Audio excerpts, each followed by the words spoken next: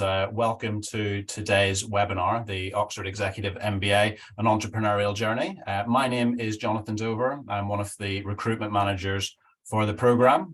We're split regionally within our team. So if you're based in either North America or Africa, I would be your best point of contact should you look to apply to the program. My colleagues Hannah and Alejandra also on the call today look after the other regions for us. It's great to see so many people on the call today and dialing in from all over the world. So wherever you are, I hope you're having a good day, and I've had a good week so far. It's a little overcast in Oxford today. The picture you can see behind me, sadly, is not 100% representative of the weather we're expecting, but it's at least dry and pretty warm. So that's pretty good for us. Now today you will hear from 3 of our Executive MBA alumni. And a current participant who have managed to successfully use the program as a vehicle to facilitate their entrepreneurial motivations on the program. There will be some time for some questions. So as we walk through this, please do add some questions to the Q&A rather than the chat. And we'll try and get through as many of those as possible over the course of this session.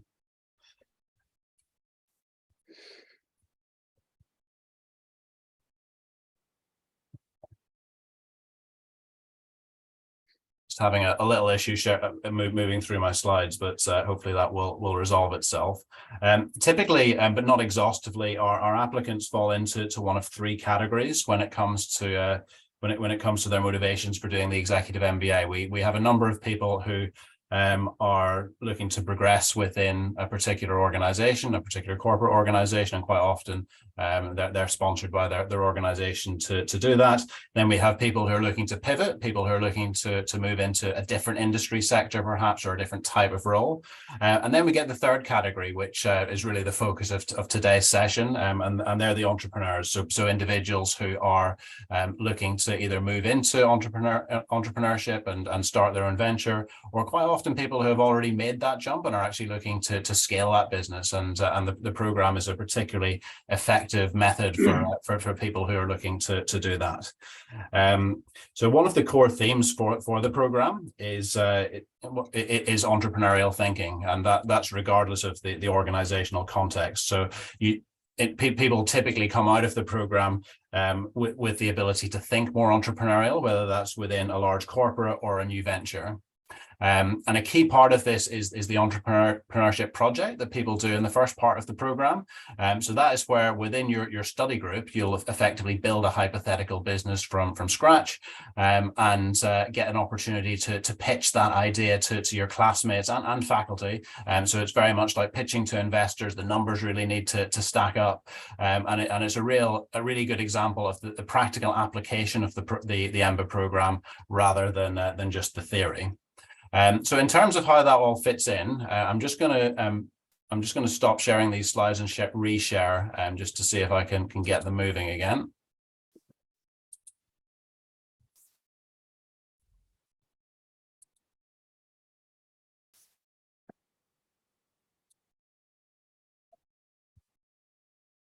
There we go. So the Executive MBA program itself is made up of between 15 and 17 week-long modules over either 22 or 24 months.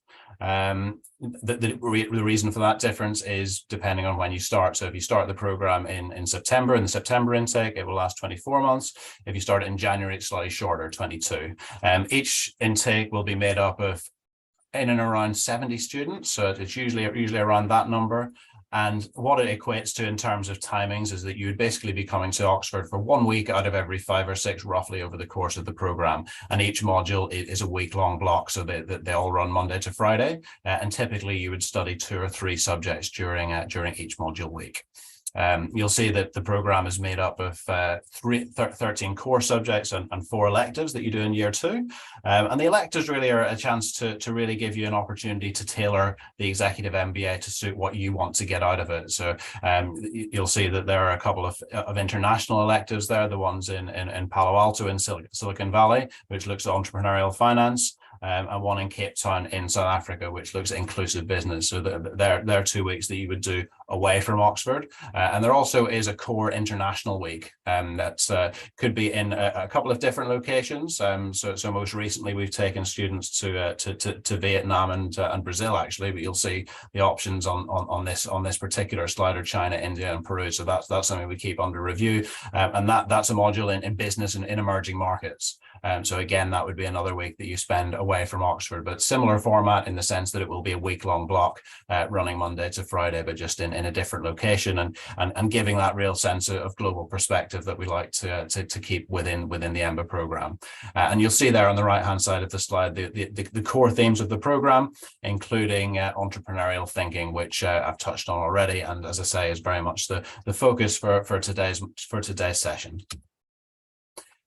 Just a quick look at a typical week on the program. So as you can see, it's a pretty packed schedule, and typically you'll do 2 or 3 different subjects during each module week. A couple of things to highlight: the careers session there on the Tuesday evening. So we have a really strong careers function here with the school, which I know some of the guys will touch on later, and that they're very much there for you to use as a resource, whether it's learning how to work better with executive search firms, whether it's learning how to develop your CV and making introductions to different companies and that kind of thing. So that's a really important resource that you get to take advantage of. And you'll see there on the Thursday evening the entrepreneurship project group forming and pitches included there. So that's the start of that particular project, when you get together as a group and really start formulating your plans for the project ahead. But that's just to give you an idea of what a typical week-long module would look like. That's what a typical class looks like. So these statistics are based on our January 23 intake this year. Class size 69, so kind of in line with what we would expect. Normally people on the program have around 15 or 16 years of work experience, and that was certainly the case in this class. 29% of the January class were female, and the figure certainly has been higher than that. We were probably slightly disappointed with that figure, but it certainly has been as high as the low 40s, and we're very keen to increase that figure more generally across the board as we put together the next few cohorts. So without further ado, I want to get into the main kind of nuts and bolts of this particular session, which is our EMBA entrepreneurs, and give them a chance to really tell their story about how the Executive MBA program helped them fulfill their entrepreneurial goals.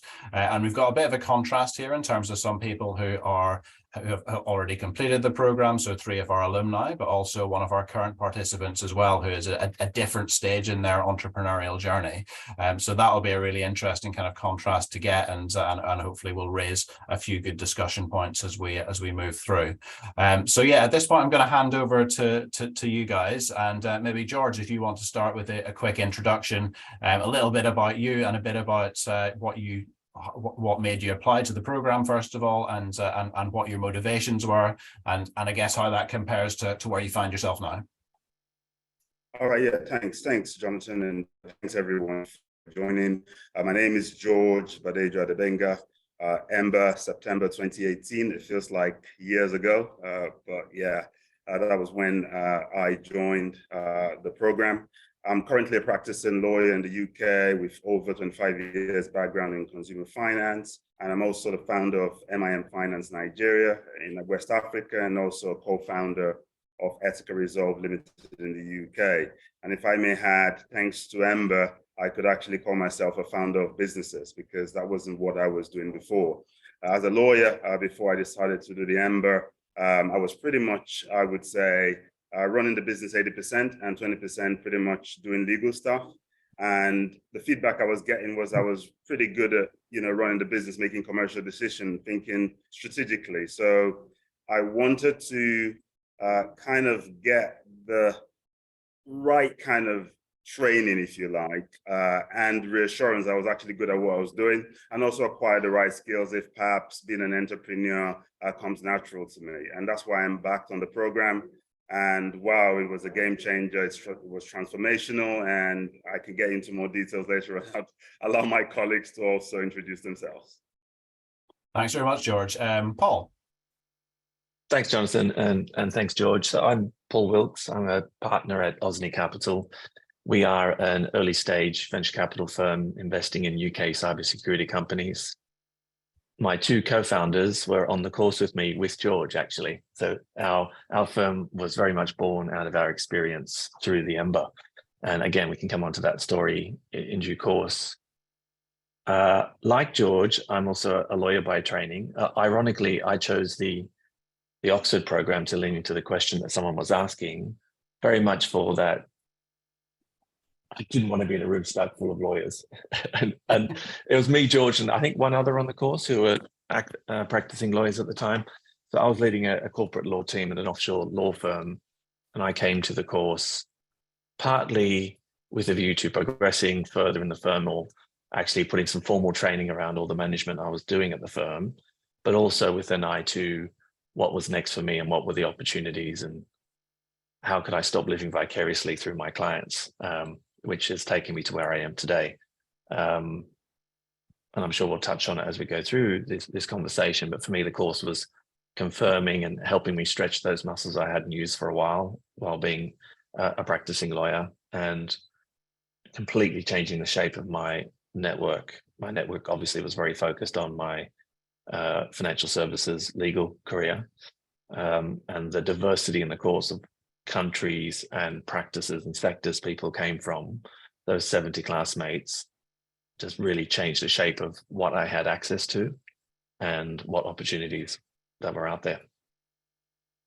Perfect. Thanks, Paul. We've actually had an early question come through, which is perhaps a little bit off topic, but I think it's probably one that's worth covering, actually. So someone has asked if you guys could let them know where else they applied to, why you chose Oxford, and where else you had offers from. So maybe now as we move on to you, Sachin, if you wouldn't mind giving a bit of background on your application journey, if that makes sense. Yeah, sure. I'll add that at the end then. Hello, everyone. I'm Satyan. I'm a co-founder of a very cool marketplace called Doji.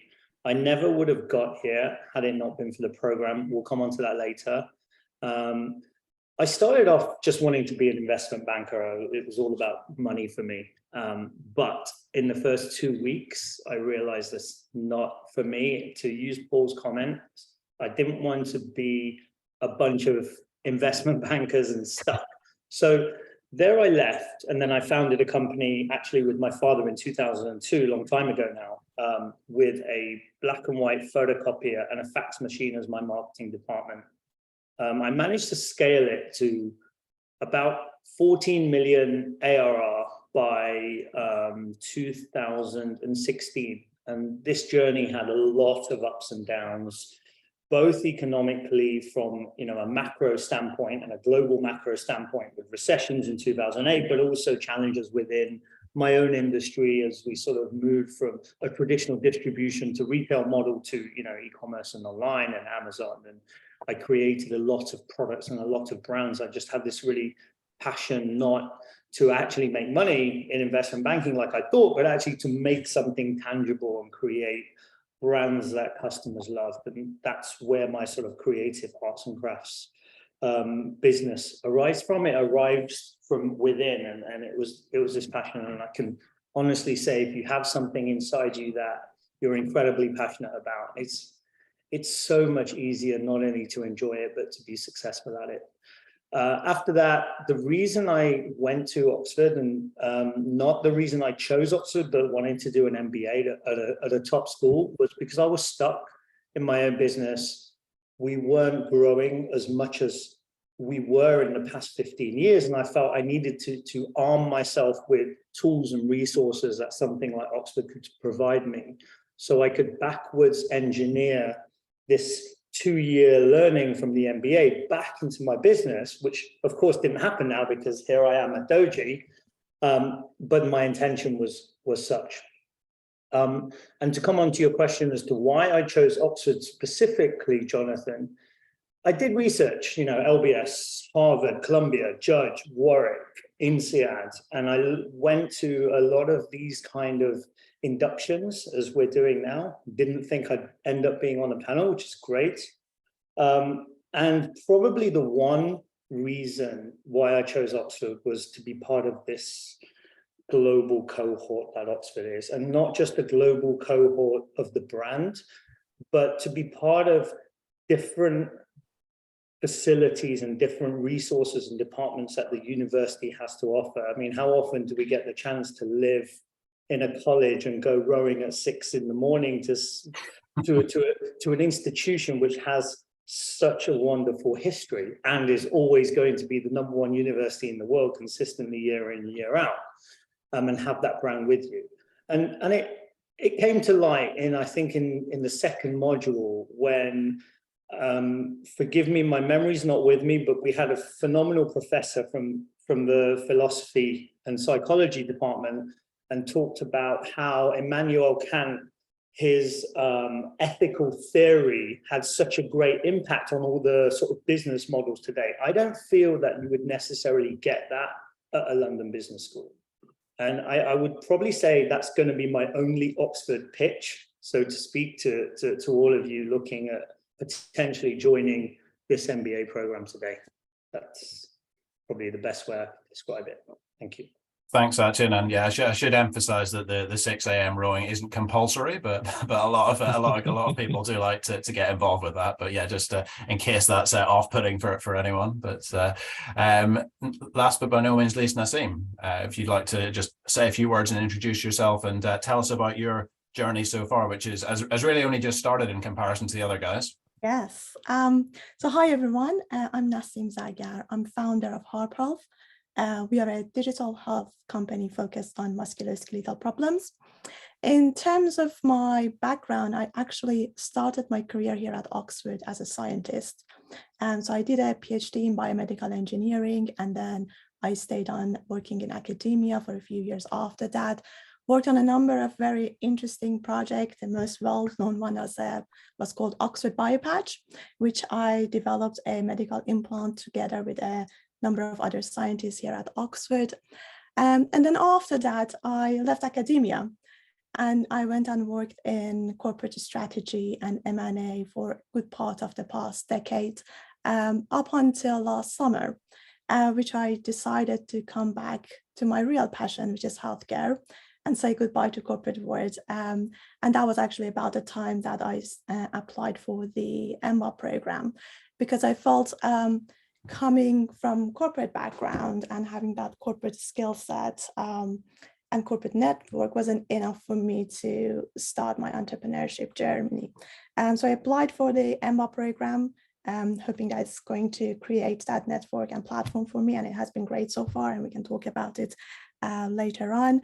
And then about 2 months after that, I started my company, Harp Health, and we are earliest stage. We managed to get some funding in September, and since then I've been building the business.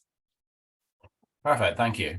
So yeah, thanks everyone for those introductions, and I think we'll get into some questions now and really kind of dig into the entrepreneurial journey that you've all had and how the MBA program has helped to hopefully facilitate that and how it all ties in. I wanted to start by asking how aware were all of you of the entrepreneurial focus of the MBA program at the time of your application, and is that something that surprised you when you started the program, or was it always kind of a key driver for you? Maybe starting with you, Naseem, as the most recent. Yeah, so it was a key driver for me. And the reason that I applied for Oxford MBA was because of the entrepreneurship program and all the support network that exists around entrepreneurship in Oxford, from the Oxford Entrepreneurship Center to the EP project that we are doing. So that was the main decision-making point for me. And I came to a few of the webinars like this and talked to a few alumni, which mentioned their entrepreneurship project and the experience that they have in terms of the network around them. So that was the principal decision-making point for me. Perfect. And worth actually picking up on something you mentioned there, which is the Entrepreneurship Center. Would you be able to say a few words about that and describe sort of your interactions with the Entrepreneurship Center and how that kind of fits into what you're trying to do? Yeah, so Entrepreneurship Center here in Oxford is really set up to support entrepreneurs. and bring together a wide network of experts across the university and within Oxford, actually. So they organize a number of different webinars. They bring in top VCs to talk to entrepreneurs and really making that connection that you need at early stages of building your business. To the network that they have created, I've actually managed to talk to some really great investors that are interested in healthcare, and also talk to the other entrepreneurs that are in the center and working with the center to help me with different stages of my business, from fundraising all the way to building my sales strategy.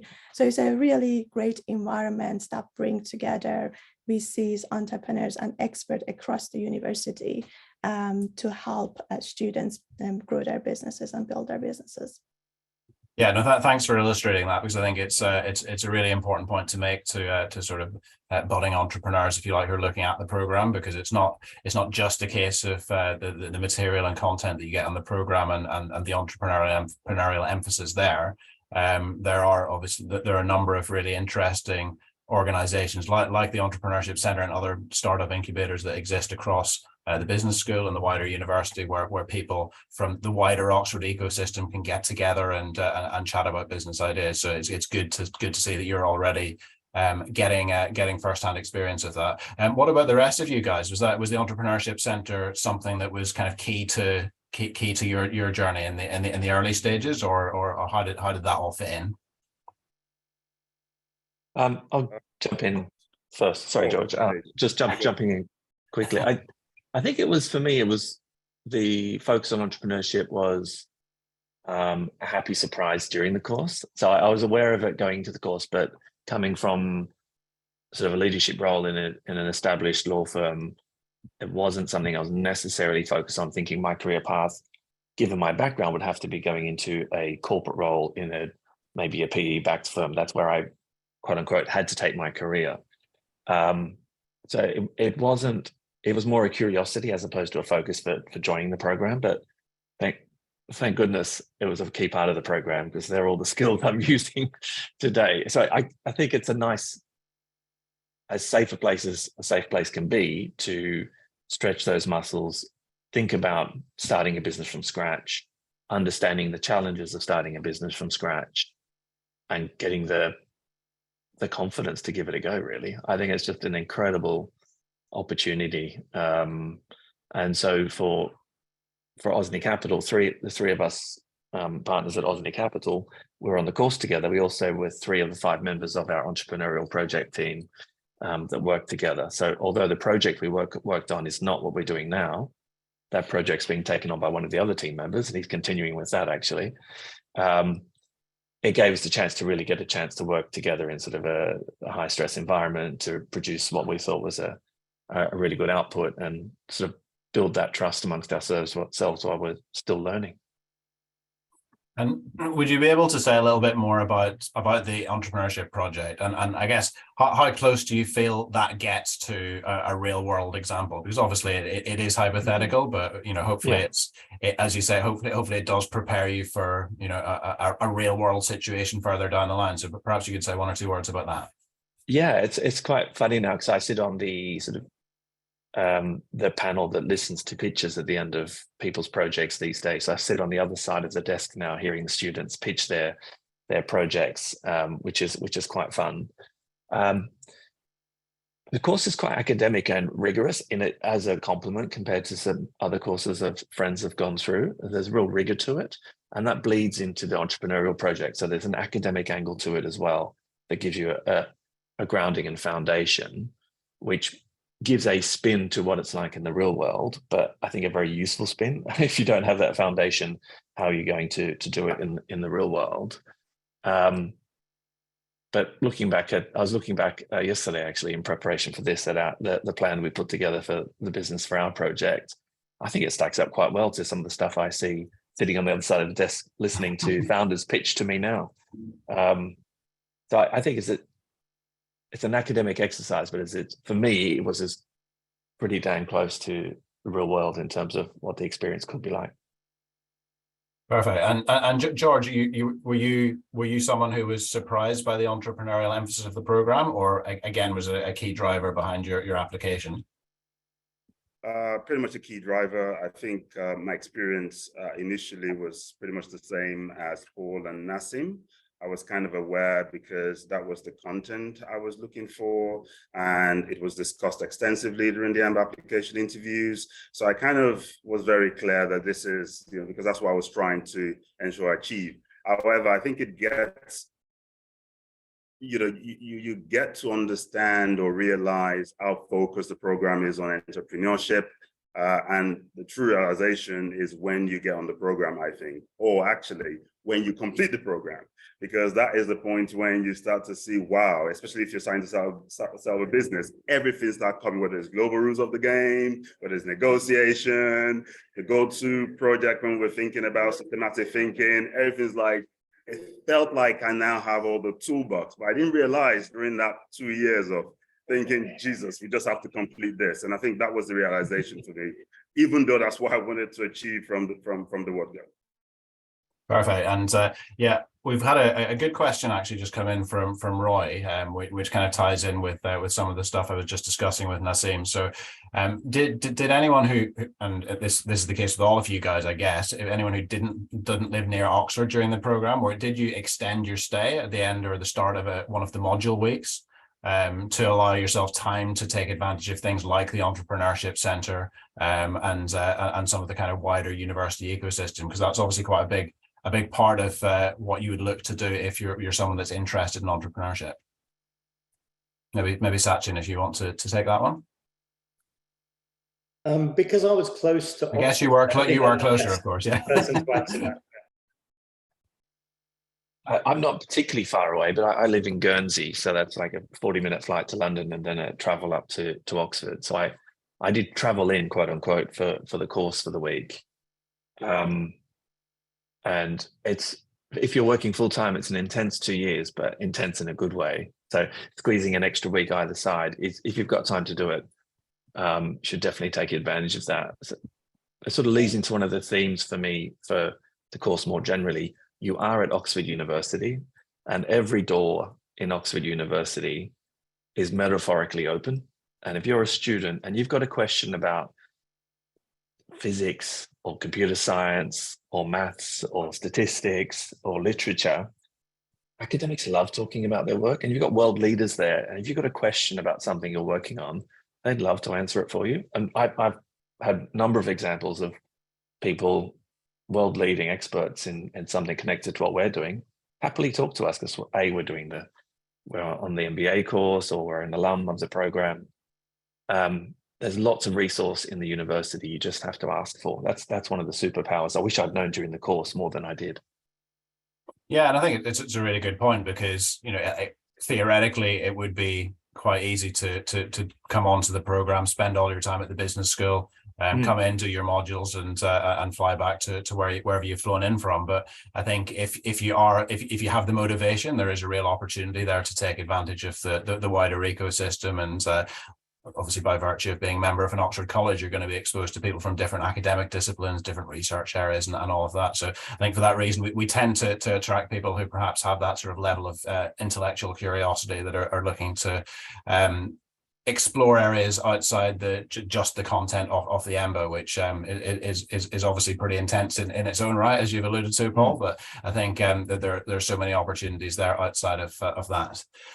So I want to get into a little bit more now to talking about your specific projects that you did either on the EP and what you've gone on to do since. So Sachin, would you be able to maybe just give us a little bit of background on how your initial idea came about, whether that was for Doji or initially for the EP, and how did that idea then evolve over time to what it has now become? Yeah, sure. It's a pretty good story, actually. So as I mentioned, I wanted to backwards engineer everything into my business that I was currently running during the time of the beginning of the MBA, which was called Trimcraft.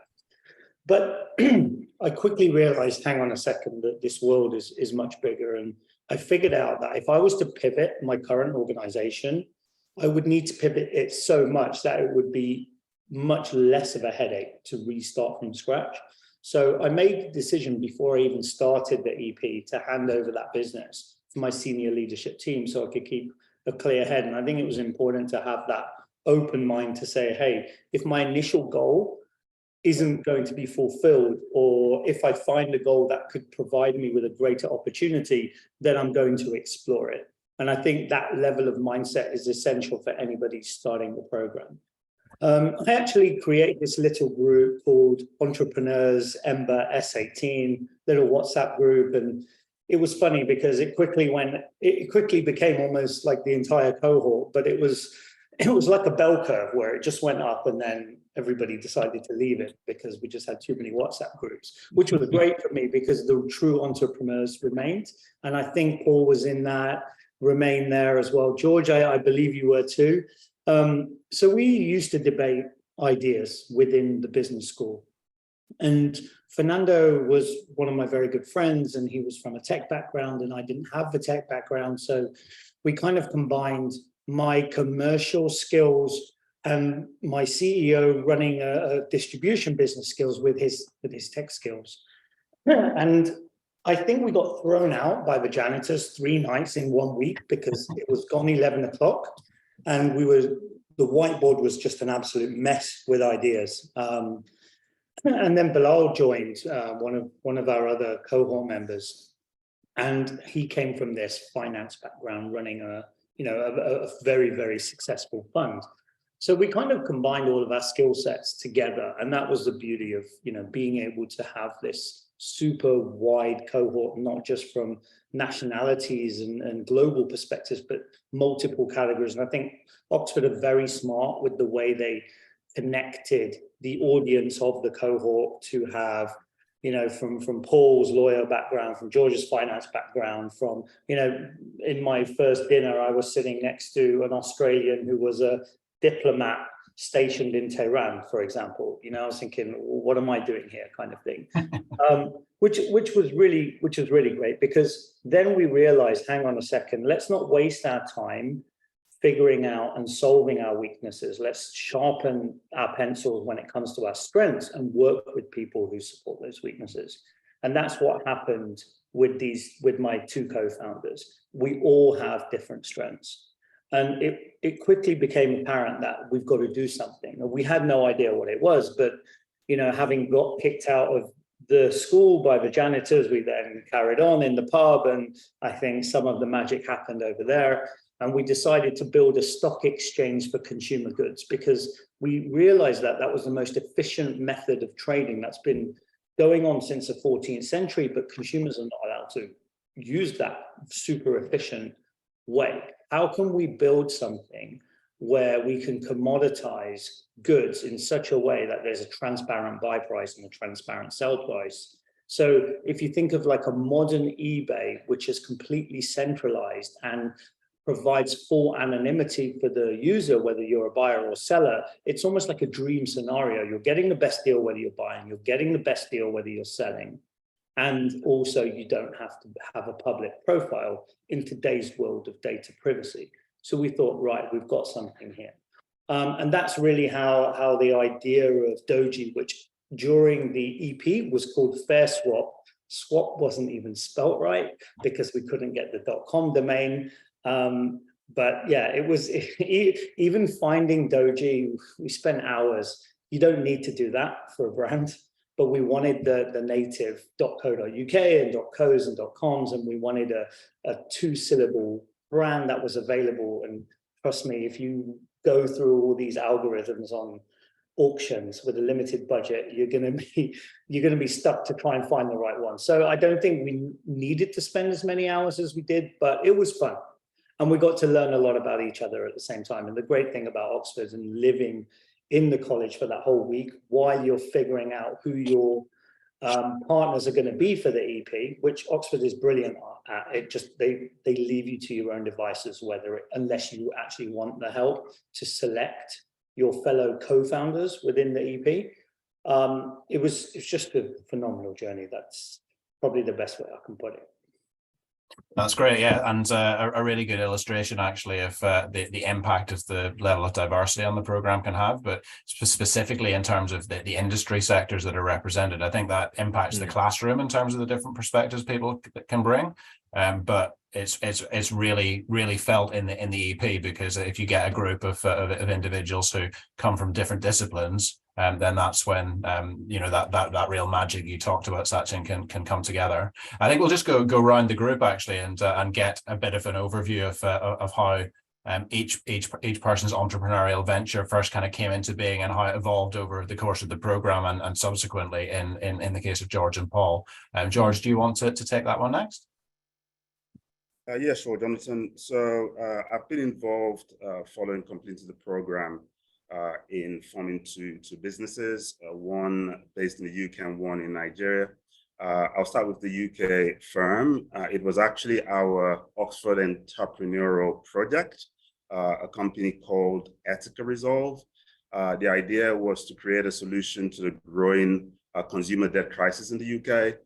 The project actually got one of the highest marks, I think, on the course. And then we thought that it would be a shame if we didn't bring such a great idea to reality. So we decided to incorporate Resolve. We perfected our business plan and also applied for our FCA license, which we secured in record time. And the business is now operational for over a year. It actually made profit in the first year, so it was kind of like, wow, we did this.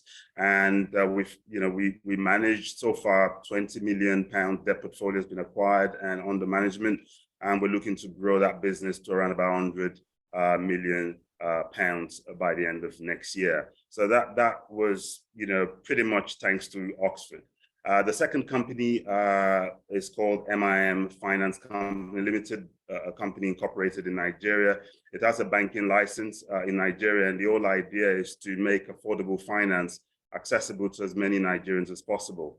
A long story, but obviously most of all my projects when I was on the program was more to do with Africa and solving some of the problems. So the idea was kind of there. I actually thought about this particular idea when we did the Go-To project, and that was based on the electrification of sub-Saharan Africa.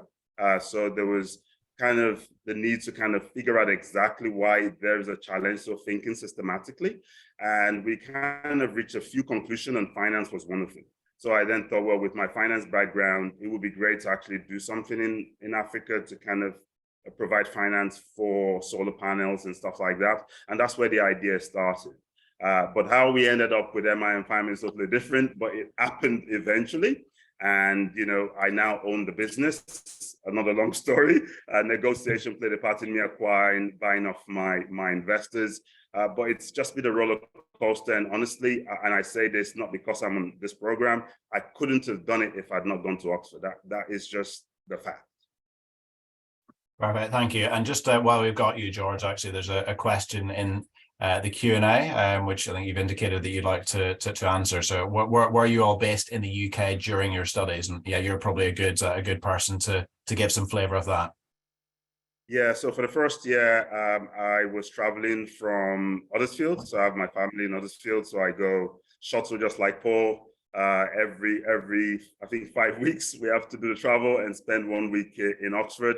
And then towards the end of the program, we kind of got into the COVID period. So there wasn't much traveling, but then immediately after, it was kind of Nigeria then. And for me, that many times when I had to extend my stay, but more like extending my stay a week more, maybe to do something at my college, which I would strongly advise if you decide to go with us to spend some time at your college. So I did a bit more of that. And interestingly, I've gone to Oxford even way more after I completed the program to take advantage of a lot of stuff that's been offered there. I think about half of our class, George, if I remember, were flying in from somewhere outside of the UK for each module. There were a lot of jet lag people on the first day of each module. That's right. Yeah, I always remember there was one particular cohort where there were actually 4 people flying in from Australia for each individual module, which is probably the most extreme example I've come across. But they definitely clocked up the air miles.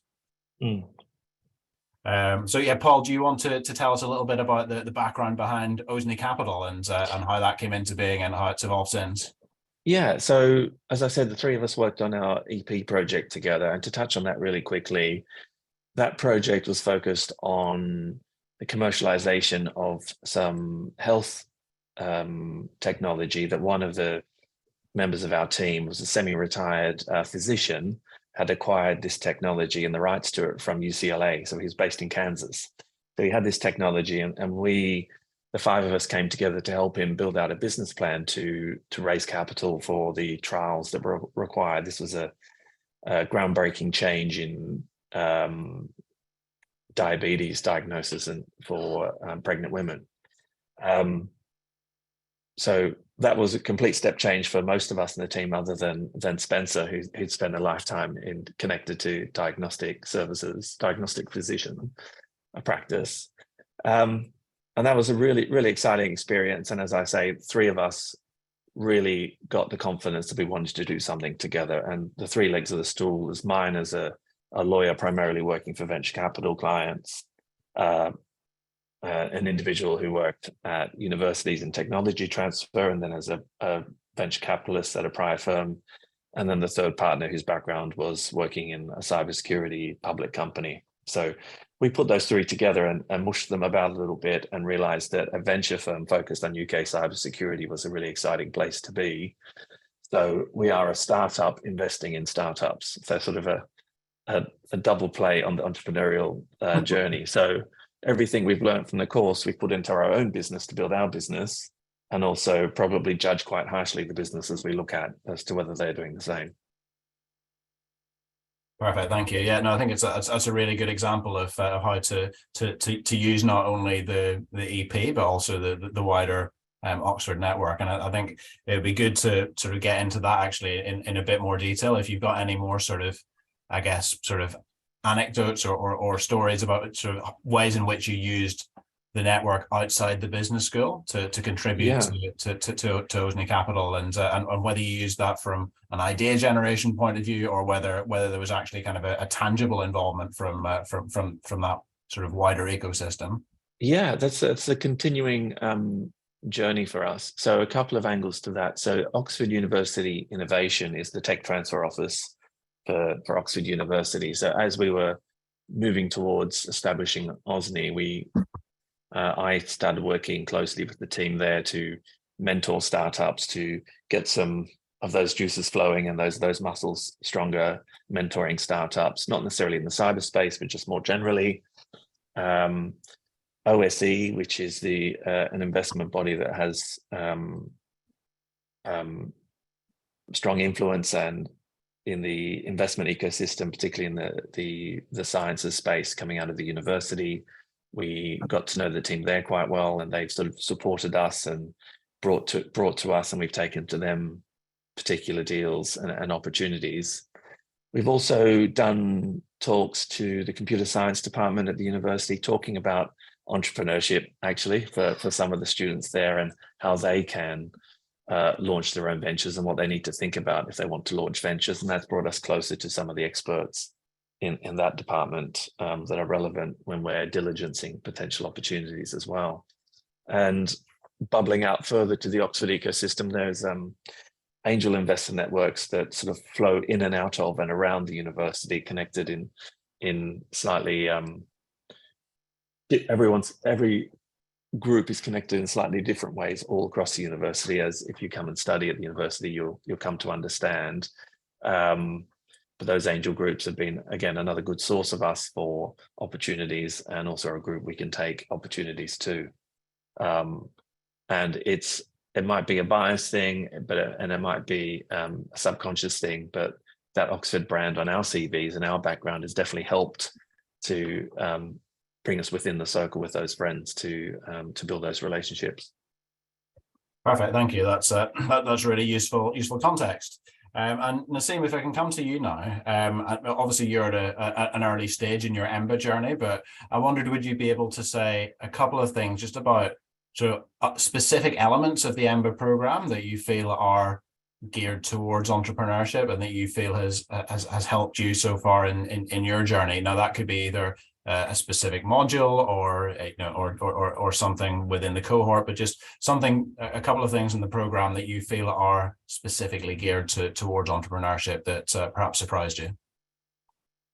So we haven't yet started our entrepreneurship project, but I think for me, the cohort, the people that are in the course, they're very entrepreneurial, and the conversations that I have had with them and the help that they have provided in terms of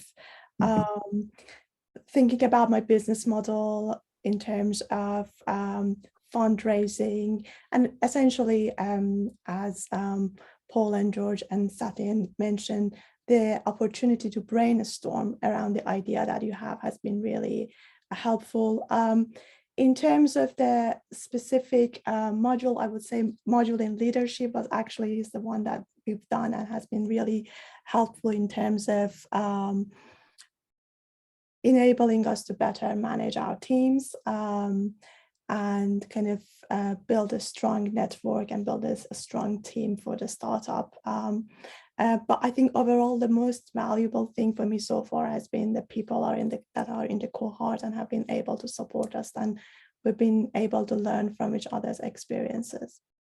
Yeah, and we actually had a couple of questions that have come through on the Q&A about that, through the level of diversity on the program, and I think a couple of people asking specifically about healthcare professionals, whether we've had many of those on the program. I don't know if there are any in your particular cohort, but yeah, so we have 3 healthcare professionals in our cohorts. Yeah, I think something that I should mention is that when you're part of Said Business School, you're also part of the university. And I've been able to talk to scientists and medical professionals from other divisions. So I'm actually in discussion with Oxford University hospitals on a certain projects related to my work. So it's not only the SBS and your modules and the people who are in your cohort, but also the ability to talk to the wider network in the university and take advantage of expertise that exists within the university in different departments. Yeah, definitely. Really, really important point to emphasize that, the Said Business School is effectively a department within Oxford University, which is obviously an 800-year-old academic institution and has lots of different opportunities like the ones that Naseem has just mentioned for if you're interested in a particular academic discipline, or sort of with that kind of healthcare angle, there are opportunities. So it's definitely something to come into. If you do apply to the program and join, come into it with your eyes open and really be prepared to look outside just the program content, because there's so much to really dig into there. So I wanted to sort of finish up the questions from me with really just a question of advice from you guys. So for any sort of people with an entrepreneurial mindset who are considering the program, what would your sort of 1 or 2 key pieces of advice be to those individuals? Maybe starting with you, Sat. Yeah, sure. So there's a book called The Hard Thing About Hard Things by Ben Horowitz from Andreessen Horowitz, one of the largest VCs in the world. And he says, I've adapted this quote actually, but if you don't like choosing between the horrible and the cataclysmic, don't become a founder. And I have to stand by that, because it's not all plain sailing. In fact, there's a lot more holes to climb out of than there are wins. No matter what kind of founder you are, even if you're blitzing all your KPI metrics, that is an absolute fact. And then from reading that book, I created my own quote. So I'm just going to read this. The only thing that prepares you for starting a company is to start a company, not an Oxford MBA. But if you want to build confidence, challenge yourself to unimaginable goals, experience content and togetherness to give yourself a more polished version of yourself when it comes to solving global scale problems, then do an Oxford MBA. And that is what has helped me become a more polished individual, and definitely given me the confidence to say, hey, you know what? I can achieve this. I can build a unicorn. I need people around me, but I have the confidence to say I'm good enough to be able to start something, to create, a next generation platform that is going to potentially leave a legacy behind for generations to come. Whether we achieve those goals or not, I believe that Doji can achieve those goals. And I think that's the biggest thing. It's given me the belief to be able to create something bigger than I thought I could create. So that's probably the best advice. Like, understand how hard it's going to be, not just the program, but if you have any kind of, you know, entrepreneurial goals to become a founder, start something, run your own kind of organization, then yes, it's not going to be easy. So for me, the challenges faced during the program definitely stood me in good stead, but there are definitely challenges no MBA in the world can teach you. So that's why the only way to figure out how good you are is to actually start a company yourself. That's great, thank you. George, your one or two key pieces of advice? Yes, of course. I'm clearly going to be biased. So, you know, considering that's what I've done, I chose Oxford and I found it transformational. So I'm just going to say, make the application. But firstly, I think it's always helpful to be sure why you want to embark on a program like this, considering the massive investment it entails. But I would say, please be flexible in terms of the paths it may lead you, you know, and if you get in, stay at your college for some time. It's an amazing experience. And depending on which college you choose, you may need to book in advance. So just be mindful of that. And I would say also try to get a mentor. And I would say a mentor that's just completed the same program. Find someone perhaps that has got a similar career path as you, and the school can arrange this for you and get connected with those people. That could really, really help and make it kind of easier for you to know that there's light at the end of the tunnel. But I would say just do it, you know, Oxford all the way. Thanks. Thanks, George. Paul? A slightly similar theme, I guess. We would joke during modules that half the value of the Ember was each other as opposed to the content. And why don't we just pay each other some money rather than pay the school? But I guess that's another EP idea, I think. Yeah. So I'm launching today. No, I'm only joking. But I've had a number of friends do MBAs and exec MBAs at other places, either completely remote or in a couple of different ways. And those that did online courses got similar content. I would say not as good, but we could debate that. But completely diluted experience. The fact that it's super intense weeks all together in that fire pit, getting through all the content, doing the exams, doing the assignments. You build a group of friends for life, but they're also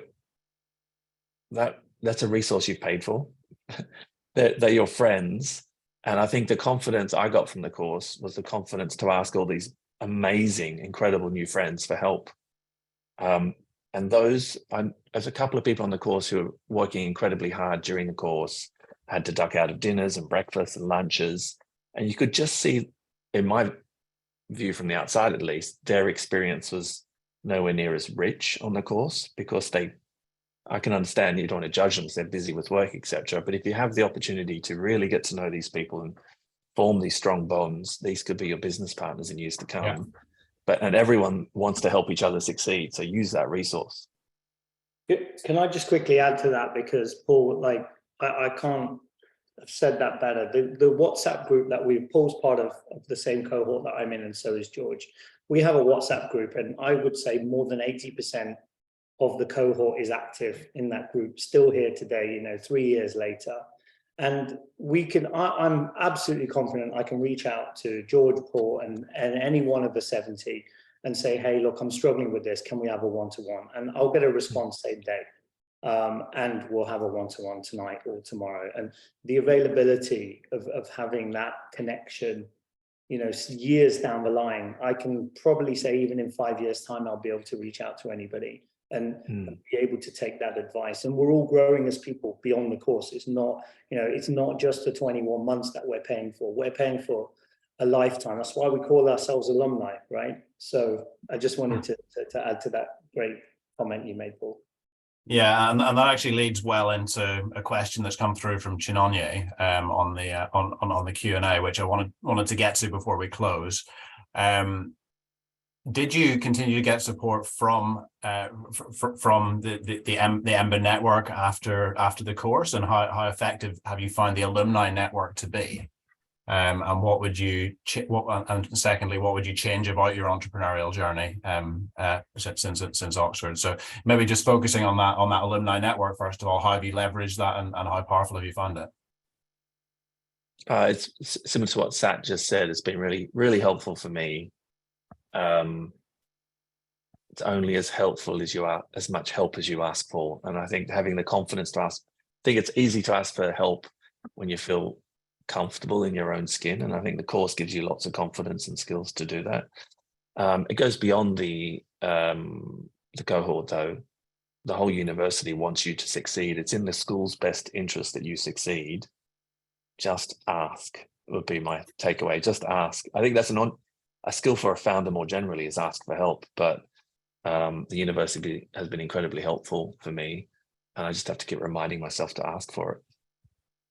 Perfect. And lastly, a question from Ashish, which I think you touched on, George, actually, when you mentioned the go-to. But what focus was there on social entrepreneurship that you guys found? I think maybe George, you're probably best placed to answer this. It was pretty much about that. It was really about solving world complex problems, right? And not necessarily focused on the commercial aspects, but more on the humanitarian aspect of those challenges. And we were equipped with skills. The one I took away was just the ability to think systematically. And that has been very, very helpful for me in my journey. So just to answer that question, that is what Oxford is about, really, right? It's all about social impact, you know, and that is where Oxford stands out against every other university. You know, some of us came thinking, okay, we're going to spend all this money and we're going to make more money out of it. And we came out a better person and thinking more as to how we can have an impact in our society, but also make money at the same time. And I think that's where and how Oxford stands out. Perfect. Thank you very much, George. We are unfortunately just about at time. I think we could probably go on chatting for another hour on this, and there's still plenty of questions coming through in the Q&A, which I apologize for not getting to, but hopefully we've managed to get through a fair few of them, and given everyone in the audience a really good insight into what it's like being on the EMBA program, and specifically how the EMBA program can really help you if you're looking to make that jump into entrepreneurship, or if you're looking to scale a business. So I think some really useful information and insights come out of that, and thank you very much to our panel for taking time out of their busy schedule and joining us today.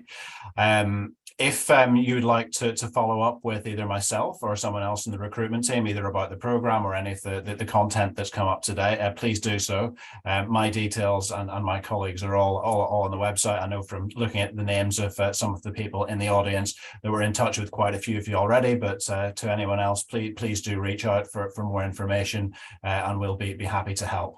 But that's all from us today. I hope everyone's found it useful. Have a great week ahead, and look forward to seeing hopefully some of you in Oxford or at another event in the near future. Thanks very much, everyone.